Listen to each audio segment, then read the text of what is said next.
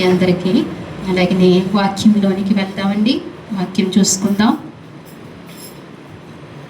2వ కొరింథీ రాసిన పత్రిక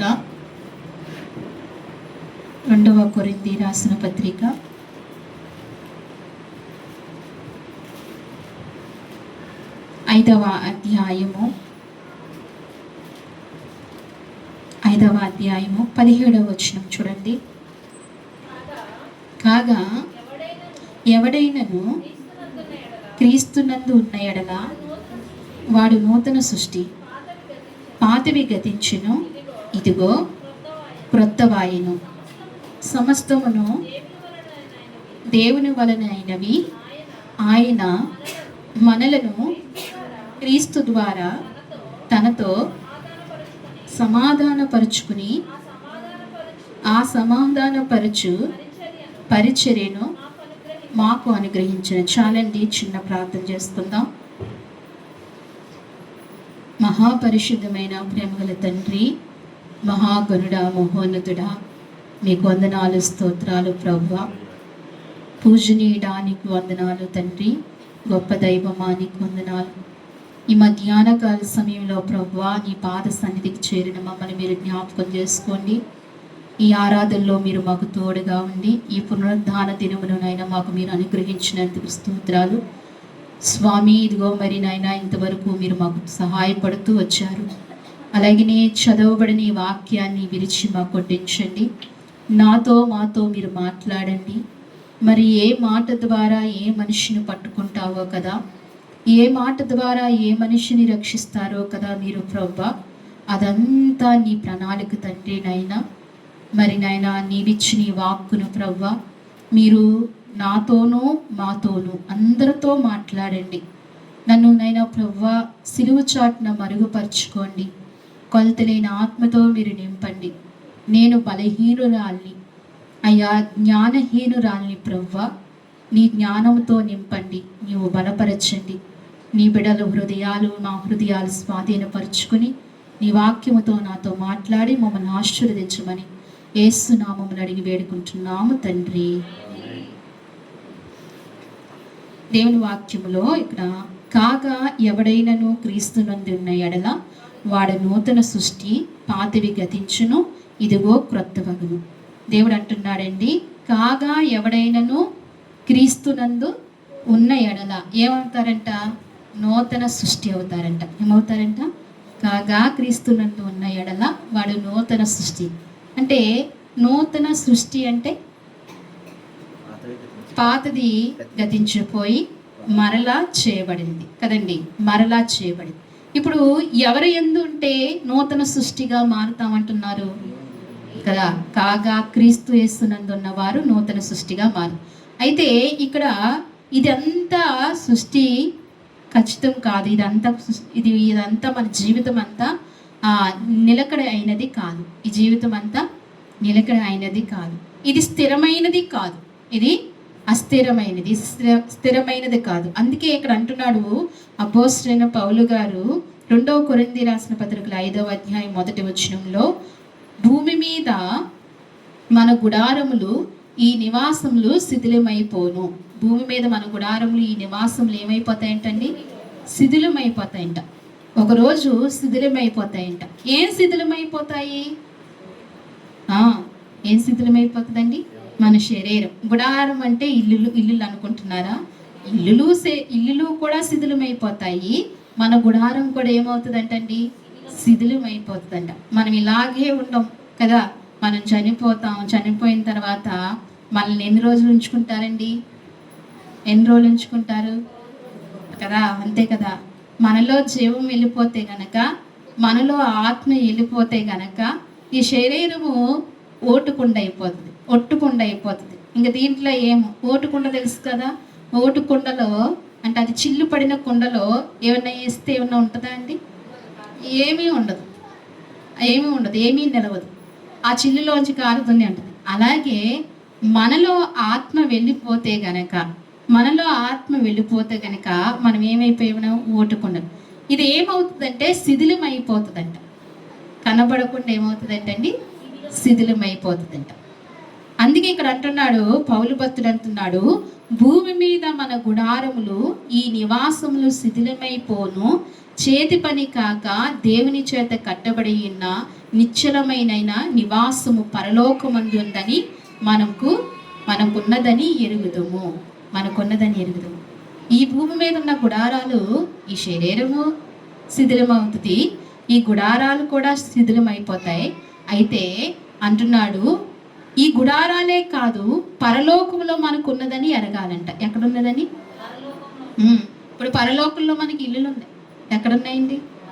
పరలోకంలో ఇల్లు ఉందని ఎవరు నమ్ముతున్నారు? చేతులు ఎత్తండి. అందరూ నమ్ముతున్నారు. మరి ఉన్నాయా ఇల్లులు?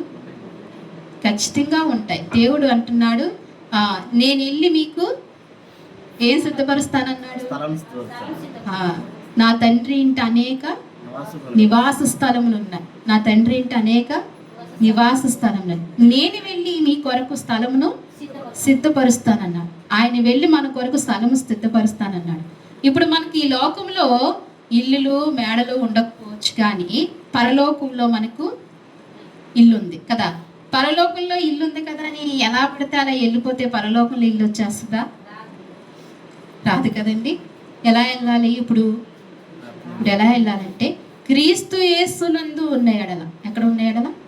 క్రీస్తు యేసునందు ఉన్న ఎడల, ఆయన యందు ఉంటే గనక, ఆయనలో జీవిస్తే గనక, ఆయనలో బ్రతుకుతే గనక పాతవి గతించాలి. మనం ఏం గతించాలండి?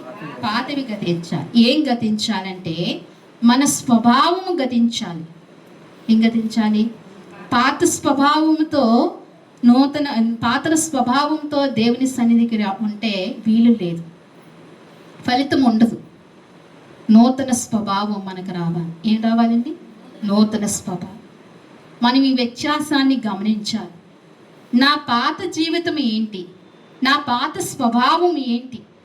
నేను దేవుని కలిగిన తర్వాత, రక్షణ పొందిన తర్వాత, దేవునిలో కొనసాగుతున్న తర్వాత నా స్వభావం ఏంటి, నా నడత ఏంటి అని మనం ఏం చేయాలి? పరీక్షించుకోవాలి. నేను దేవుని ఎరగక ముందు ఎలా మాట్లాడేదాన్ని, నేను దేవుని ఎరిగిన తర్వాత, నేను దేవునిలో సాగుతున్నప్పుడు ఇప్పుడు నేను ఎలా మాట్లాడుతున్నాను? ఒకవేళ అప్పుడు మాట ఇప్పుడు మాట ఒకలాగుంటే మనం మార్పు లేదు. మనలో ఏం లేదండి? మార్పు లేదు. నువ్వు దేవుని ఎరగక ముందు ఏ రకంగా ఆలోచించావు? నువ్వు దేవుల్లో సాగుతున్నప్పుడు ఏ రకంగా ఆలోచిస్తున్నావు? నువ్వు అప్పట్లాగే ఆలోచిస్తే ఇంకా నూతన సృష్టి ఏమవుతావు నువ్వు? దేవుడు ఏమంటున్నాడండి? నూతన సృష్టి కామంటున్నాడు. ఎందుకు నూతన సృష్టి కావాలి అంటే, నూతనంగా మనం మారాలంటే మన నివాసములు ఇవి స్థిరము కాదు. ఏంటండి? మన నివాసములు ఇవి స్థిరము కాదు, ఇవి శిథిలమైపోతాయి. ఈ మేడలు మిద్దులు ఈ శరీరము ఇవన్నీ కూడా ఏమవుతాయండి? శిథిలమవుతాయి. అయితే చేతి పని కానీ ఒక నివాసము మనకుంది. ఏం కానీ? చేతి పని కాని నివాసము మనకుంది. పరలోకంలో నివాసం ఉంది. దానికి వారసులు కావాలంటే, దానికి అర్హులము కావాలంటే మనం నూతన సృష్టిగా మారాలి. నూతన స్వభావం మనలో రావాలి. నూతన మార్పు మనలో రావాలి. నీవే మార్చుకోవాలి. నీకు నీవే సాక్ష్యంగా ఉండాలి. ఎవరికి సాక్ష్యంగా ఉండాలి? మొదట మనకు మనమే సాక్ష్యంగా ఉండాలి. నేను ప్రభువుని ఎరగక ముందు అలా మాట్లాడింది, నేను ప్రభువులోనికి రాకముందు అలా నడిచాను, నేను నా ప్రభువు కొరకు నేను అవన్నీ విడిచిపెట్టాను, నా ఆలోచనలు కూడా మార్చుకున్నాను. ఏంటండి? మన ఆలోచన కూడా ఏమవ్వాలి? మార్చుకోవాలి. మన మాట విధానాన్ని మార్చుకోవాలి. ఎక్కడైనా నీ సాక్ష్యము దేవుడు మెచ్చే సాక్ష్యంగా ఉండాలి.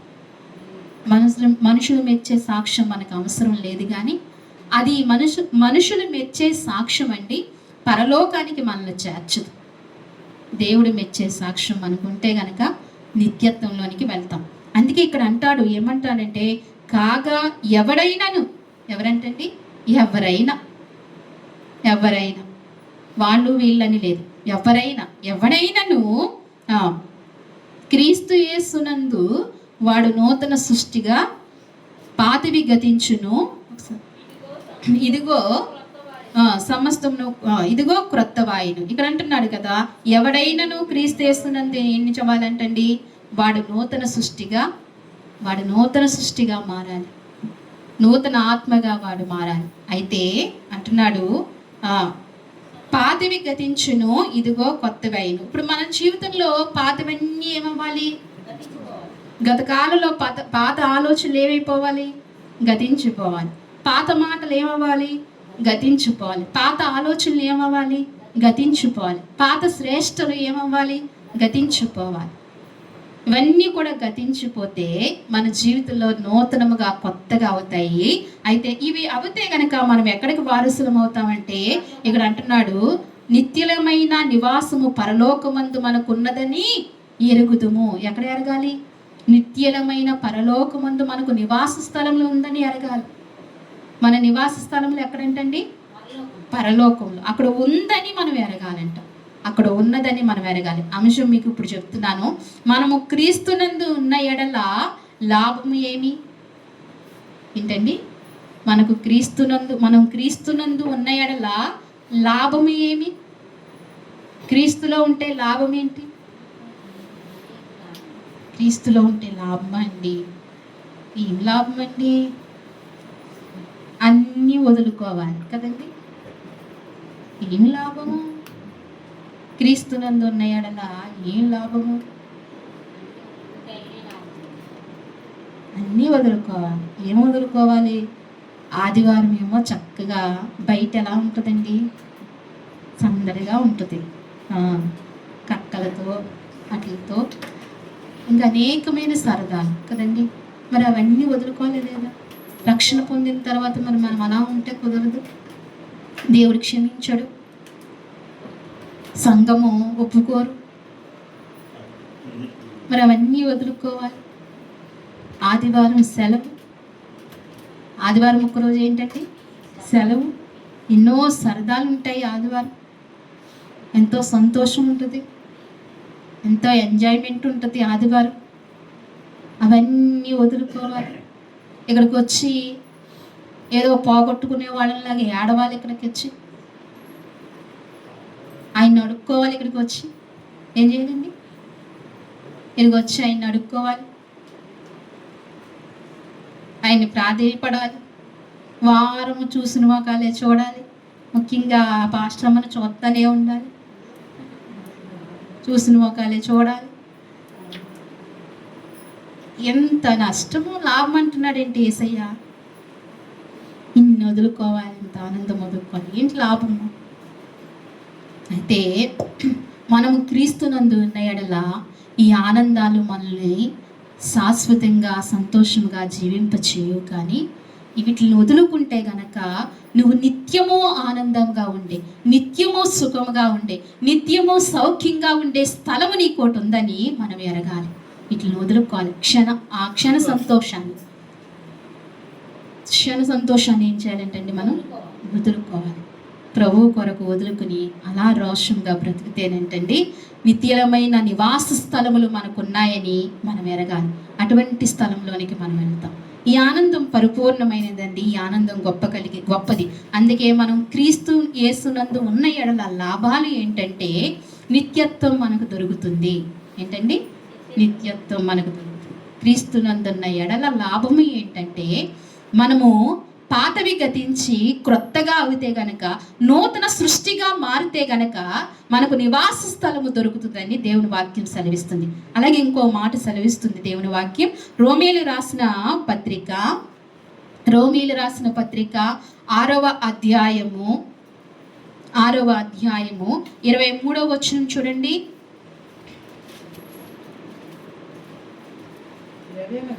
ఏలయనగా పాపము వలన వచ్చు జీతము మరణము, అయితే దేవుని కృపావరము మన ప్రభువైన క్రీస్తు యేసునందు నిత్య జీవము. దేవునికి మహిమ కలుగును గాక. ఈ గదిలో వాళ్ళు ఆపి ఒకసారి దేవునికి మహిమ కలుగని ఈ గదిలో చెప్పండి. అందరూ చెప్తే బాగుంటుంది కదా. అందరూ ఒకసారి చెప్తామా? దేవునికి మహిమ కలుగును. దేవుడు మనందరినీ దీవించును గాక. ఇక్కడ అంటున్నాడు, ఏలయనగా పాపము వల్ల వచ్చు జీతము. పాపం వల్ల జీతం ఏంటంటే, పాపం వల్ల వచ్చే జీతం అంట మరణం అంట. వారమంతా మనం పని చేస్తాం కదా, పని చేసాక లాస్ట్లో ఏమొస్తాయి? డబ్బులు వస్తాయి. ఏమొస్తాయండి? డబ్బులు వస్తాయి. పని చేసిన తర్వాత ఏమొస్తాయి? డబ్బులు వస్తాయి కదా. ఏదో ఒక పని చేసిన తర్వాత లాస్ట్లో ఇది బహుమానం ఉంటుంది, జీతం ఉంటుంది. అలాగే పాపానికి జీతం ఏంటంటండి? పాపానికి జీతము మరణం. మరి ఆ పాపములో పుట్టి ఆ పాపములో చనిపోతే మనకేముంటుందండి? శాశ్వతమైన మరణం కదా. ఏ మరణం అండి? నిత్య నరకం. శాశ్వతమైన మరణం. మనకి ఎన్ని మరణాలు ఉన్నాయి? ఎన్ని మరణాలు ఉన్నాయి కదా? 2 మరణాలు ఉన్నాయి. ఒకసారి మనము పుడతాము, ఒకసారి చనిపోతాం, మరలా పుడతాము. ఎన్ని మరణాలు ఉన్నాయండి? 2 సార్లు పుడితే గనక ఒక మరణమే, ఒక్కసారి పుడితే గనక 2 మరణాలు. మీకు అర్థమైందా? ఏమర్థమైంది? 2 సార్లు పుడితే ఒక మరణం, ఒకసారి పుడితే 2 మరణాలు. ఎలాగ చెప్పండి అమ్మా? రక్షణ కరెక్ట్ చెప్పారు.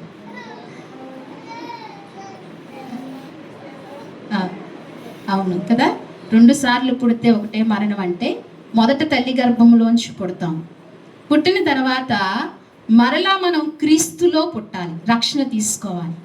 ఈ రక్షణ తీసుకుని ఆ రక్షణలో కొనసాగుతూ ఉండగా మనకు ఒకటే మరణం. ఏ మరణం? ఏ మరణం? శారీరక మరణం.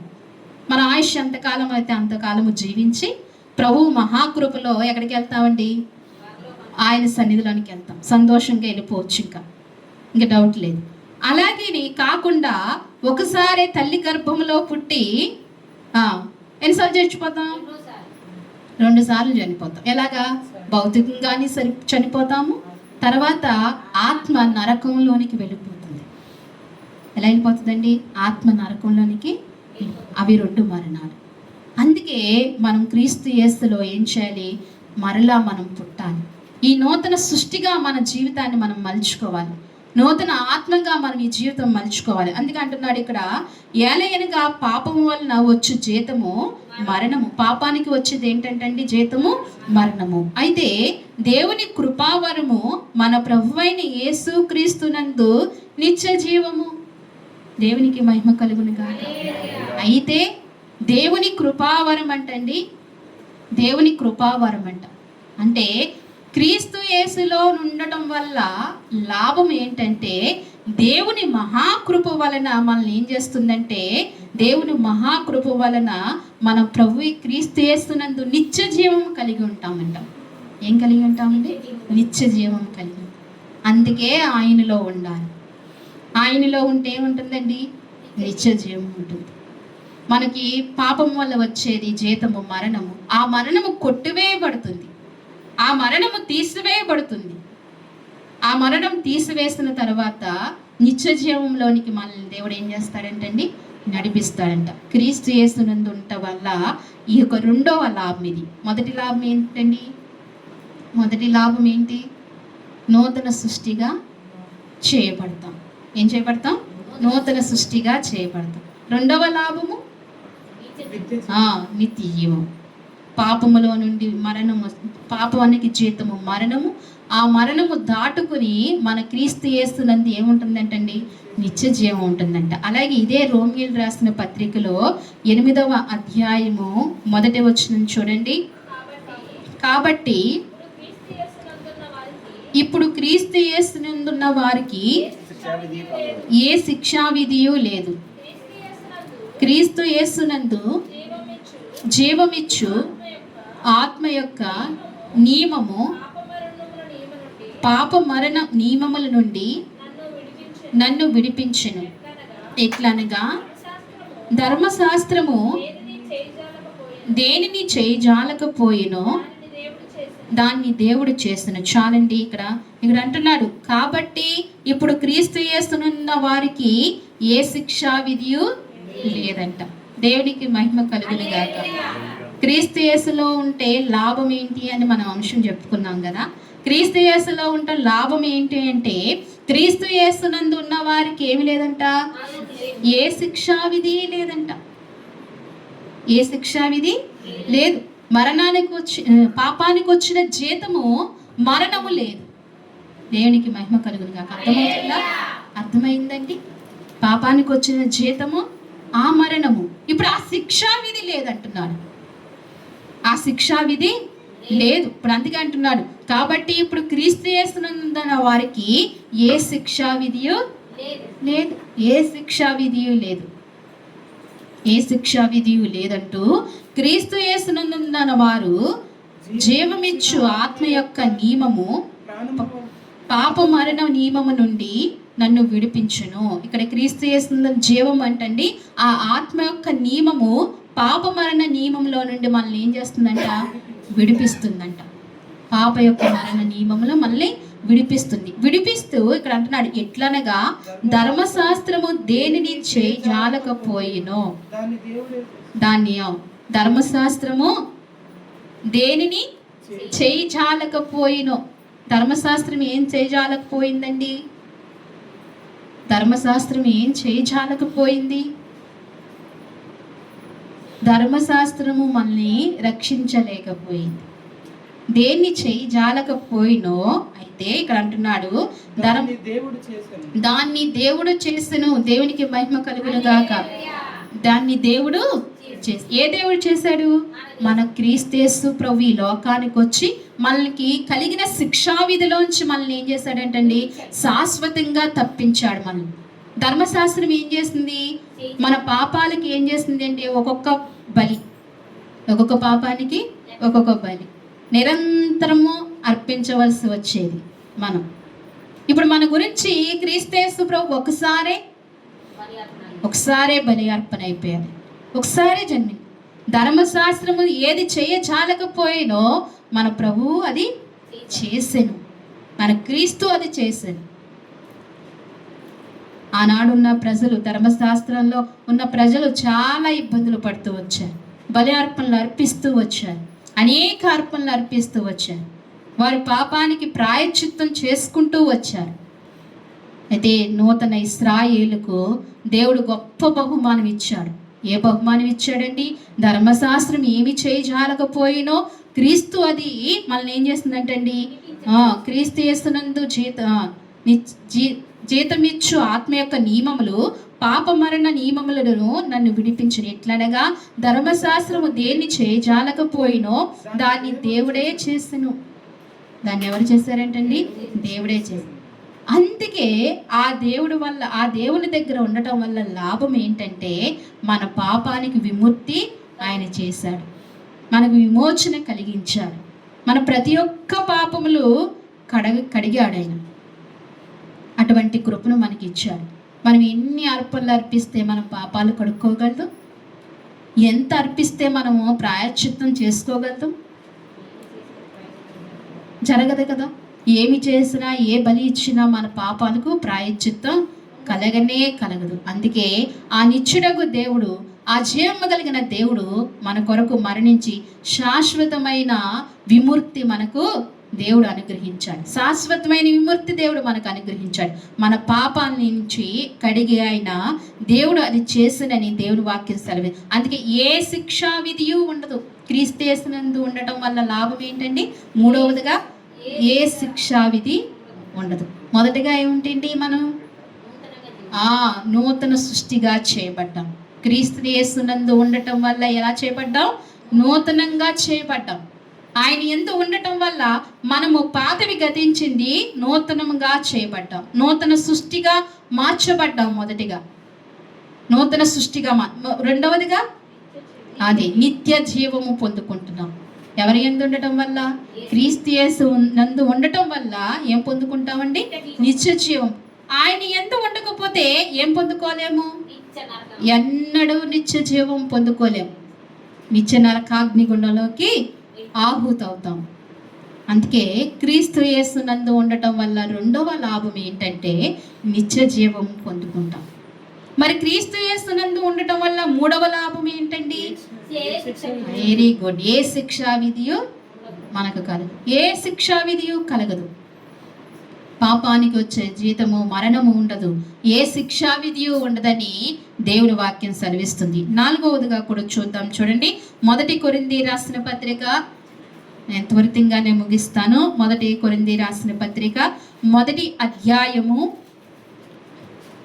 1వ వచనం కాని చదవండి. దేవుని చిత్తము వలన యేసుక్రీస్తు యొక్క అపోస్తలుడుగా ఉండుటకు పిలువబడిన సౌలును పౌలును సహోదరుడైన సోస్తెనేసును కొరింథీలో ఉన్న దేవుని సంగమునకు అనగా క్రీస్తు యేసునందు పరిశుద్ధపరచబడిన వారై పరిశుద్ధులుగా ఉండుటకు పిలువబడిన వారికిని మనకును ప్రభువుగా ఉన్న మన ప్రభువైన యేసుక్రీస్తు నామమున ప్రతి స్థలములో ప్రార్థించు వారందరికీ శుభమని చెప్పి రాయినది మన తండ్రి అయిన దేవుని నుండి ప్రభువైన యేసుక్రీస్తు నుండి కృపా సమాధానమును మీకు కలుగును గాక. ఆమేన్. ప్రతి ఒక్కళ్ళు మందమా? కృపా సమాధానము మీకు కలుగును గాక. ఇక్కడ అంటున్నాడండి, అపోస్తలుడైన పౌలు గారు అంటున్నారు, కొరింథీ సంఘానికి రాస్తూ, కొరింథీ సంఘంలో దేవుని లేఖ రాస్తూ ఇక్కడ అంటున్నాడు, కొరింథీలో ఉన్న సంఘమునకు అనగా క్రీస్తు యేసునందున్న పరిశుద్ధపరచబడిన వారు పరిశుద్ధులుగా ఉండుటకు పిలువబడిరి. ఎలా పిలువబడ్డారేంటండి? పరిశుద్ధపరచబడిన వారు పరిశుద్ధులుగా పిలువబడిరి కదా.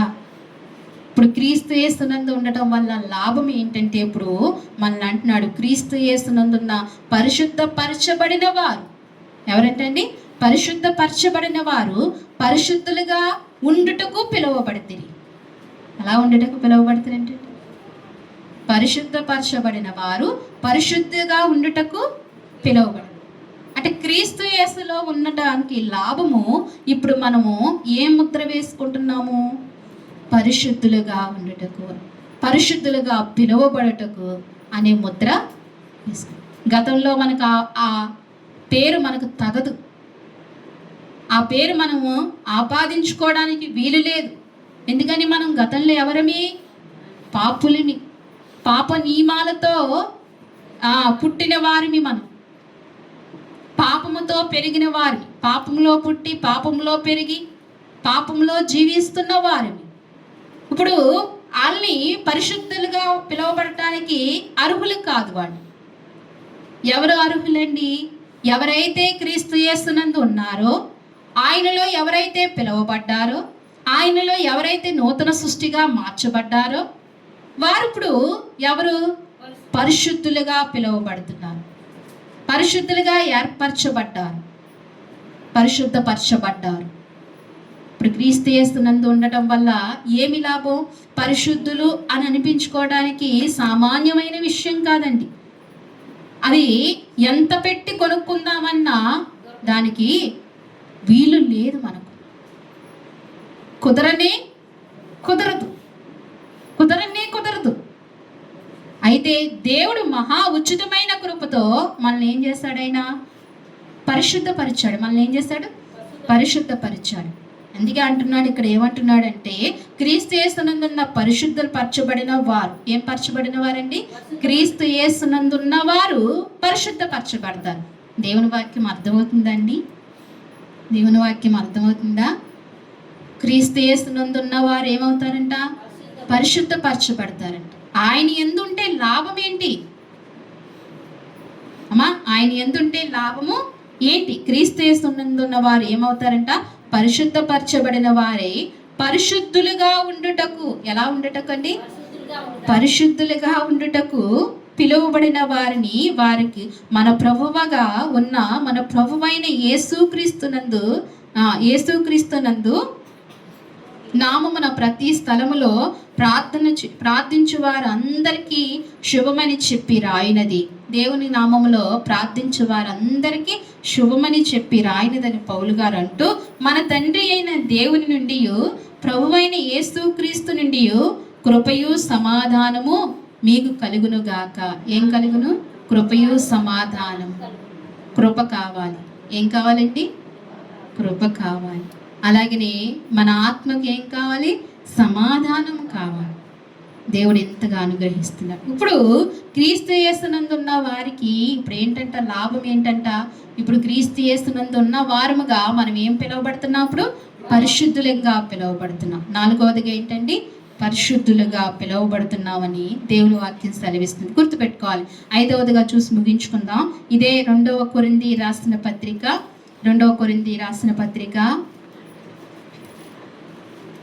5వ అధ్యాయము 19వ వచనం చూడండి.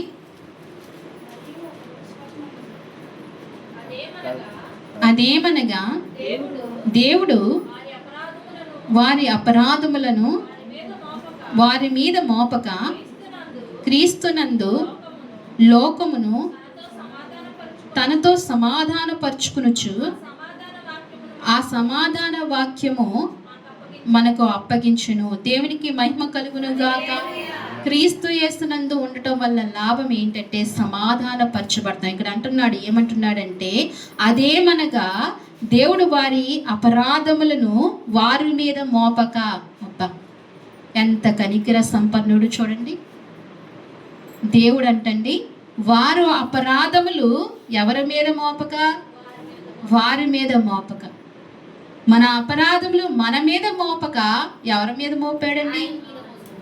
తన కుమారుని మీద మోపాడు. ఎవరి మీద మోపాడు? తన కుమారుడి మీద మోపాడు. ఇక్కడ అదే అంటున్నాడు వాక్యము ఏంటంటే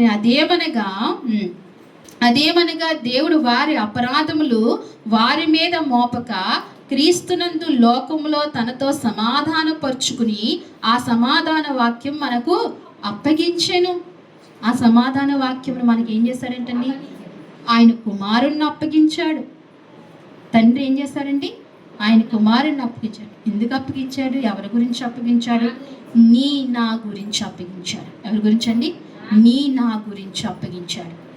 తండ్రి తన కుమారుణ్ణి అప్పగించాడు. అందుకే క్రీస్తు యేసునందు ఉండటం వల్ల లాభం ఏంటంటే సమాధానపరచబడ్డాం. మనం ఇప్పుడు ఏం పరచబడ్డామండి? ఎవరితో సమాధానపరచబడ్డాం? తండ్రితో సమాధానపరచబడ్డాం. ఎవరితోనండి? తండ్రితో సమాధానం. ఆయన కుమారుని ఇవ్వకపోతే, ఈ లోకానికి ఆయన కుమారుని పంపించకపోతే తండ్రికి మనకు ఏమి లేదు? సమాధానం లేదు. ఎందుకు సమాధానం లేదంటే పెద్ద అగాధం ఉంది. ఏం అగాధం అది? పాపం అనే అగాధం. ఏం అగాధం? పాపం అనే అగాధం ఉంది. ఆ అగాధం వల్ల, ఆ అసమాధానం వల్ల తండ్రి నీతో మాట్లాడలేకపోతున్నాడు. నీ మనవి తండ్రి వినలేకపోతున్నాడు. అయితే ఇప్పుడు తన కుమారుడైన యేసుక్రీస్తునందు ఉండటం వల్ల లాభం ఏంటంటే మనం ఇప్పుడు సమాధానపరచబడ్డాం. ఎవరితోనండి? తండ్రితో సమాధానపరచు. అందుకే ఆయనలో ఉండటం వల్ల లాభం. ఎన్ని లాభాలు తెలుసండి? ఇవి మామూలు లాభాలు కాదు, ఇవి చాలా విలువైన లాభాలు. నువ్వు ఎంత విలువ పెట్టి కొనని లాభాలు ఇవి మనం జ్ఞానించిన లాభాలు. అయితే ఈ లాభాలన్నీ ఎక్కడుంటే వస్తాయంటండి? క్రీస్తు యేసునందు ఉన్న వల్ల. నువ్వెంత ఆస్తి పెట్టినా నువ్వు నూతన సృష్టిగా మార్చబడగలదువా? ఈ జగమంతా ఇచ్చినా నూతన సృష్టిగా మార్చబడగలదువా? నువ్వు నూతన సృష్టిగా మార్చబడలేవు. ఎప్పుడు మార్చగలగవు? క్రీస్తు యేసునందుంటేనే నూతన సృష్టిగా మార్చబడగలదు. మొదటి క్రియ అది. అయితే క్రీస్తు యేసునందు ఉండటం వల్ల రెండవ లాభం ఏంటి అండి? నిత్య జీవం పొందుకుంటాం. ఏం పొందుకుంటామండి? ఈ లోకమంతా ఇచ్చినా నిత్య జీవానికి వెళ్ళగలదువా? ఎక్కడికి వస్తే వెళ్ళగలదు? క్రీస్తు యేసునందు ఉండటం వల్ల లాభం ఏంటంటే నిత్య జీవము పొందుకుంటాం. నిత్య జీవం. మరి మూడవది క్రీస్తు యేసునందు ఉండటం వల్ల ఏ శిక్షా విధి లేదు. ఏ శిక్షా విధి? నరకపు శిక్ష లేదు. ఎవరు యందు ఉండటం వల్ల అండి? క్రీస్తునందు ఉండటం వల్ల నరకము శిక్ష లేదు. మోక్షమే, పరలోకమే. ఏ శిక్షా విధి మనకు లేదని మూడవదిగా. నాలుగవదిగా అండి పరిశుద్ధపరచబడ్డాం, పరిశుద్ధులంగా పిలువబడ్డాం. ఎవరి మంది ఉండడం వల్ల? ఎంత విలువిస్తే నువ్వు పరిశుద్ధుడు అనిపించుకోగలుగుతావు? ఎన్ని లక్షలు ఇస్తే, ఎన్ని కోట్లు ఇస్తే నువ్వు పరిశుద్ధుడు అనిపించుకోగలుగుతావు? పరిశుద్ధపరచబడలేము. మనం ఎంత ఇచ్చినా పరిశుద్ధపరచబడలేము. క్రీస్తు యేసునందు ఉండటంతోనే పరిశుద్ధపరచబడగలదు. అది నాలుగవది. ఐదవదిగా ఏంటండి? క్రీస్తు యేసునందు ఉండటం వల్ల సమాధానపరచబడతాం. ఏం పరచబడతాం? ఎవరి ద్వారా? తండ్రితో సమాధానపరచబడతాం. ఎవరి ద్వారా? క్రీస్తు యేసు ద్వారా తండ్రితో సమాధానం. అందుకే క్రీస్తు యేసునందు ఉండటం వల్ల లాభాలు ఇన్ని. అందుకే ఎవరి యందు ఉండాలండి? ఆయన యందే ఉండాలి. ఇన్ని లాభాలు కలుగుతాయి. ఈ లాభాలు ఈ లోకంలో ఏమి ఇచ్చినా మనం ఈ లాభాలు తీసుకోవాలి. ఈ లాభాలు మనకు రావు. అందుకే ఆయన యందు ఉండి నమ్మకంగా ఆయన్ని సేవించి నమ్మకంగా ఆయన్ని ఆరాధిస్తే కనుక ఇటువంటి గొప్ప లాభాలు మనం పొందుకుంటామని దేవుని వాక్యం సెలవిస్తుంది. అందుకే దేవుని ఏం చేయాలండి? నమ్మకంగా దేవుని ఏం చేయాలి? దేవుని స్తుతించాలి, దేవుని ఆరాధించాలి. అశ్రద్ధగా ఆరాధించకూడదు. ఆయన నమ్మకంగా ఆయన్ని ఆరాధించాలి. మన క్రీస్తు యేసునందు ఉండటం వల్ల ఇన్ని లాభాలు. మర్చిపోతారా ఈ లాభాలు? మర్చిపోతారా? చెప్పరేంటండి? మర్చిపోకండి. అస్సలు మర్చిపోరంట. మరి వచ్చేవారం అడిగితే ఇంటికాడ పెట్టొచ్చాం కదా. వచ్చేవారం అడిగితే ఏం చెప్తారు? క్రీస్తు యేసునందు ఉండటం వల్ల లాభాలు ఏంటంటే ఇవి మర్చిపోకూడదు.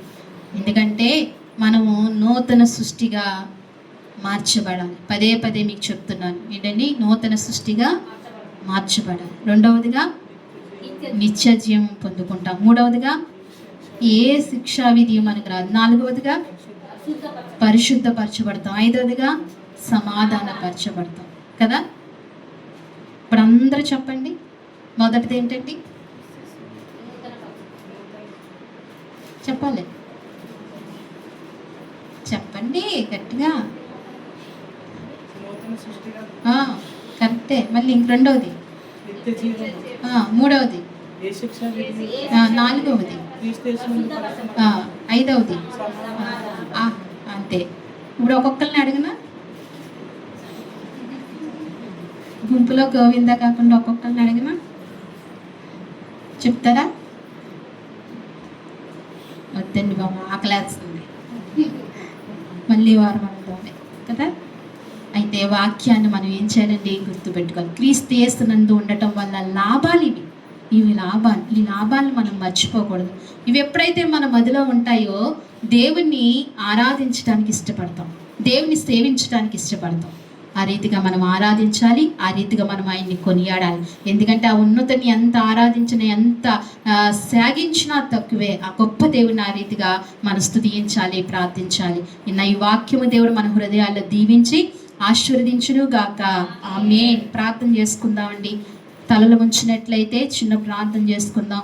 పరిశుద్ధుడా, ఇంతవరకు మీరు నాతో మాట్లాడారని గొప్పగా నమ్మకంతో ఒక మాట ఆయనకి చెప్పగలుగుదా?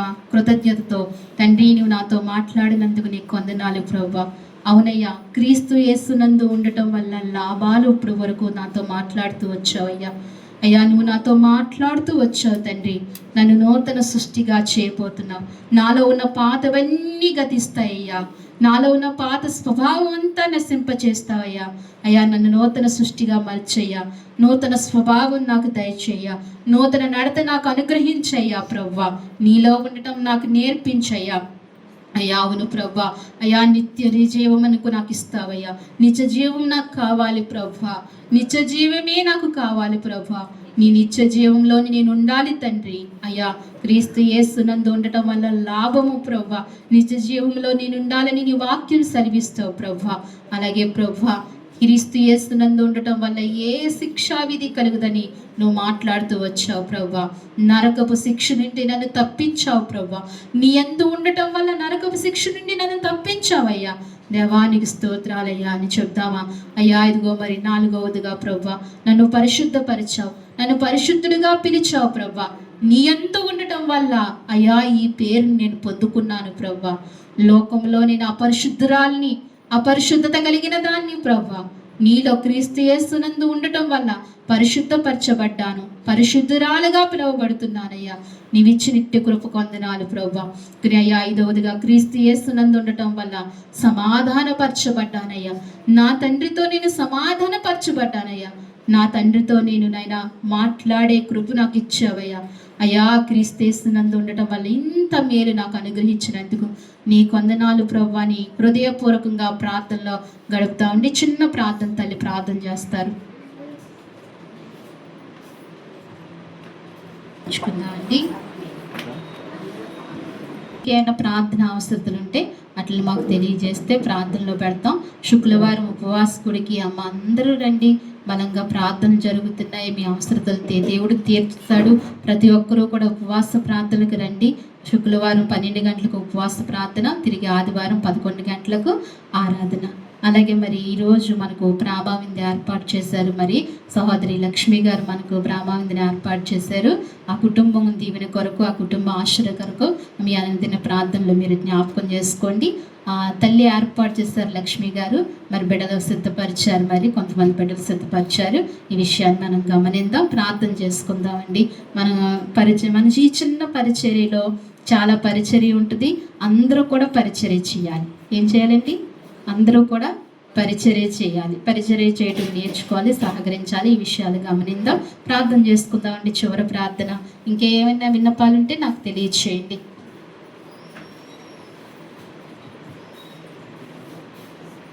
అందరూ ఏకీవిందామా? చివరి ప్రార్థన, చిన్న ప్రార్థన చేసుకుందాం. మహాపరిశుద్ధమైన ప్రేమగల తండ్రి, మహాగణుడా, మహోన్నతుడా, మీ ఘనమైన నామానికి వందనాలు, స్తోత్రాలు చెల్లిస్తున్నా. గడిచిన నా ప్రభు పరిశుద్ధ దినం నుంచి ఈ నా ప్రభు పరిశుద్ధ దినం వరకు తండ్రి, మీ సజీవమైన రెక్కల చాటున మీరు భద్రపరిచినందుకే మీకు వందనాలు, స్తోత్రాలు. మీరు మమ్మల్ని బలపరిచినందుకే మీకు వందనాలు, స్తోత్రాలు ప్రవ్వా. మొదటి ప్రార్థన నుండి ఈ చివరి ప్రార్థన వరకు మీరు సహాయపడుతూ వచ్చినందుకు నీ స్తోత్రాలు ప్రవ్వా. నీ బిడలైన వారిని మీరు జ్ఞాపకం చేసుకోండి అయ్యా. ఇదిగో మరి సాక్ష్యంలో, పాటల్లో, స్తుతి ఆరాధనలో, వాక్యంలో మీరు మాకు తోడుగా ఉన్నారు. క్రీస్తు యేసునందు ఉండటం వల్ల లాభమును మాకునైనా మరొకసారి మీరు తెలియజేశారు. ఏమి లాభము కలుగుతుందో నైనా మాకు తెలియజేశారు ప్రవ్వా. ఎంత విలువ పెట్టినైనా కొనలేని కొన్ని అయా విషయాలు మాకు నైనా మీరు తెలియజేస్తూ వచ్చారు ప్రవ్వా. మీ యందు ఉండటం వల్ల ప్రవ్వా మేము నూతన సృష్టిగా మార్చబడాలని, నూతన సృష్టిగా మార్చబడతామని నీ వాక్యము మాకు సెలవిచ్చింది ప్రవ్వా. నిత్య జీవం పొందుకుంటామని, ఏ శిక్షావధి మాకు కలగదని అయా, మేము పరిశుద్ధపరచబడతామని, మేము సమాధానపరచబడతామని అయా నీ వాక్యం మాకు ఇంతవరకు తెలుపుతూ వచ్చారు ప్రవ్వా. మేము నీలో ఉండటానికి కృప దయచేయండి ప్రవ్వా. అయా, మీ క్రీస్తు యేసులో ఉండటం లాభాలు మాకు మీరు అనుగ్రహిస్తూ వచ్చారు. ఇంకా అనేకమైనవి ఉన్నవి ప్రభా, అవి కూడా మీరు మాకు తెలియచేయండి స్వామి. దేవానికి వందనాలు చెల్లించుకుంటున్నాం ప్రభా. అయా, నడిపించిన నీ బిడ్డలను బట్టి, అయా నీ ఆరాధిస్తున్న నీ బిడ్డలను బట్టి నీ సన్నిధిలో ప్రార్థిస్తున్న నీ బిడ్డలను మీరు జ్ఞాపకం చేసుకోండి. ఒక్కొక్కరిని మీరు దీవించండి, ఒక్కొక్కరిని మీరు ఆశీర్వదించండి, ఒక్కొక్కరిని మీరు బలపరచండి ప్రభా. ఈ వారమంతా ప్రభా వారు కష్టపడి అయ్యా ఇదిగో మరి కష్టార్జితాన్ని తీసుకొచ్చి నీకు అర్పించారు ప్రభా. ఆ అర్పణలు మీరు అంగీకరించండి ప్రభా. ఆ అర్పణలు మీరు దీవించండి ప్రభా. ఆ అర్పణలు మీరు ఆశీర్వదించండి దేవానికి స్తోత్రాలు. వారి కుటుంబాలు దీవించబడాలి, కుటుంబాలు ఆశీర్వదించబడాలి స్వామి. నీ వందనాలు తండ్రి. నాయనా బిడ్డలను మీరు జ్ఞాపకం చేసుకున్నారు. పెద్దల మొదలుకొని చిన్నల వరకు అందరినీ మీరు జ్ఞాపకం చేసుకోండి ప్రభా. మీరు దీవించి ఆశీర్వదించండి. ఆయుర ఆరోగ్యాలు కృపాక్షేమములు వారి వెంట పంపించండి ప్రభా. మానేసిన బిడ్డలతో మీరు మాట్లాడి నడిపించండి. రాని బిడ్డలకు మరొక తరుణాన్ని వారికి అనుగ్రహించండి ప్రభా. నీ సన్నిధిలో సుఖ సంతోషం సౌఖ్యం ఉంది ప్రభా. అవి నీ బిడ్డలు పొందుకునే కృపను మీరు ఇవ్వమని మీ సన్నిధిలో ప్రార్థిస్తున్నాను తండ్రి. అలాగేనైనా ఈ వారము ప్రభా అయ్యా ఇదిగో మరి మీ బిడ్డనైనా ప్రభా లక్ష్మీ గారిని ప్రభా ప్రేరేపించి ప్రభా ఈ పరిశుద్ధులకు విందు చేయటానికి, దేవుని మందిరానికి నైనా విందు ఏర్పాటు చేయటానికి ప్రభా తల్లి హృదయాన్ని మీరు ప్రేరేపించినందుకు, నడిపించినందుకు నీకు వందనాలు స్తోత్రాలు ప్రభా. మరి నైనా మరి లక్ష్మీ గారిని మీరు జ్ఞాపకం చేసుకోండి, వారి కుటుంబాన్ని మీరు జ్ఞాపకం చేసుకోండి. లక్ష్మీ గారిని వారి కుటుంబాన్ని మీరు దీవించండి ప్రభా. వారి భర్త గారిని ఇచ్చిన ఇద్దరు బిడ్డలను, అల్లులను, మనవలందరినీ కూడా జ్ఞాపకం చేసుకోమని దీవించమని ప్రార్థిస్తున్నా. అయ్యా ఇదిగో మరి పరిశుద్ధులు విందు చేస్తుండగా వారికి దీవెనకరంగా మార్చండి, ఆశీర్వదకరంగా మార్చమని ప్రార్థిస్తున్నా. అంతేకాదు ప్రభా అవి సమకూర్చారు, ఆ కుటుంబాన్ని దీవించండి. సమకూర్చినట్లు ఆహారాన్ని సిద్ధపరిచిన నీ బిడ్డలు మీరు జ్ఞాపకం చేసుకోండి ప్రభా. అయ్యా గంగ గారిని బట్టి, జయమ్మ గారిని బట్టి, అయ్యా ఇదిగో మరి పాస్టర్మ గారిని బట్టి ప్రార్థిస్తున్నాను ప్రభా. అయ్యా ఇదిగో మరి ముగ్గురు హస్తాలు మీరు దీవించండి, ఆశీర్వదించండి. అయ్యా ఇదిగో మరి గంగారి కుటుంబము, జయమ్మ గారి నాయన కుటుంబము, పాస్టర్మ గారి కుటుంబము దీవెనకరంగా ఆశీర్వదకరంగా ఉండటానికి కృప దయచేయండి. పరిచర్య చేస్తుండగా నీ బిడ్డలను బలపరచండి ప్రభా, నీ బిడ్డలను దీవించండి. ఇంకా ఎవరైతే పరిచర్యలో ఉన్నారో ప్రభా, ఎవరైతే పరిచర్య చేస్తున్నారో బిడ్డలందరినీ జ్ఞాపకం చేసుకోండి. ప్రియవన బిడ్డలు పరిచర్య చేస్తున్నారు ప్రభా, ఆ బిడ్డలను కూడా మీరు దీవించి ఆశీర్వదించమని మీ సన్నిధిలో ప్రార్థిస్తూ, మిగిలిన మమ్మల్ని అందరినీ కూడా మీరు దీవించమని, మమ్మల్ని అందరినీ కూడా మీరు ఆశీర్వదించమని మీ సన్నిధిలో ప్రార్థిస్తూ, అయ్యా నీ కృపను అనుగ్రహించమని, అయ్యా ఈ వారమంతానైనా మా సంఘమునకు, మా సంఘ బిడ్డల కుటుంబాలకు, మా సంఘ బిడ్డలకు కంచి నీ కాపుదల, మీ భద్రత, మీ క్షామదారం దయచేయమని ప్రార్థిస్తున్నా. బలహీనల్ని జ్ఞాపకం చేసుకోండి, ముట్టుకోండి. మున్నీని ముట్టుకోండి, స్వస్థపరచండి ప్రభా. మున్నీకి మంచి ఆరోగ్యమును దయచేయండి, శక్తినివ్వండి. అయ్యా సావిత్రి గారికి ఆరోగ్యమునివ్వండి, బలంతో శక్తితో మీరు నింపండి, సంపూర్ణమైన బలం ఇచ్చి నడిపించండి. అలాగే ఇంకా ఎవరైతే నేను ఇదిగో మరి యశోదమ్మ గారు జ్ఞాపకం చేసుకోండి, బలహీనంగా ఉందన్నారు, బలపరచండి. మంచి ఆరోగ్యం యశోదమ్మ గారికి, సుబ్బారావు గారికి కూడా దయచేయమని ప్రార్థిస్తున్నాను. అలాగే తల్లి లీలావతి గారిని, వారి కోడలు కుమారి గారిని కూడా జ్ఞాపకం చేసుకోండి ప్రభా. బిడ్డలు బలహీనులుగా ఉన్నారు, వారు బలపరిచి ఆరోగ్యాలు ఇచ్చి మీ సన్నిధికి నడిపించమని, అలాగే జరుగుతున్న నేను ఉపవాస కూడుకులను కూడా మీరు జ్ఞాపకం చేసుకోండి. దీవెనకరముగా, మహిమకరముగా గౌరపేటలో కూడుకులు మీరు జరిగించమని ప్రార్థిస్తూ, అయ్యా ఇదిగో మరి అన్నిటిని దీవించమని, అన్నిటికీ నీ కాపుదల, భద్రతని, క్షామదారం దయచేసి నడిపించమని, అయ్యా ఇప్పుడు జరుగుతున్న ప్రామావిందులో కూడా మీరు తోడుగా ఉండి సమస్తము నీ మేలుకి, నీ మహిమార్థంగా జరగటానికి సహాయం చేయమని స్తుతించి ప్రార్థించి మా ప్రియరక్షకుడైన యేసుక్రీస్తు వారి నామంలో అడిగి వేడుకుంటున్నాము తండ్రి.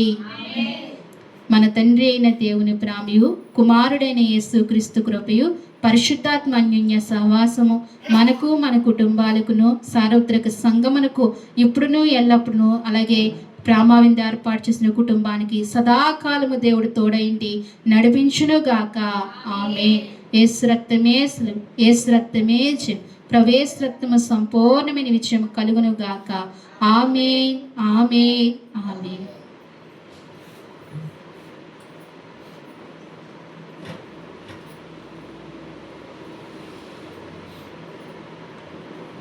అందరికీ వందనాలమ్మా, అందరికీ వందనాలు.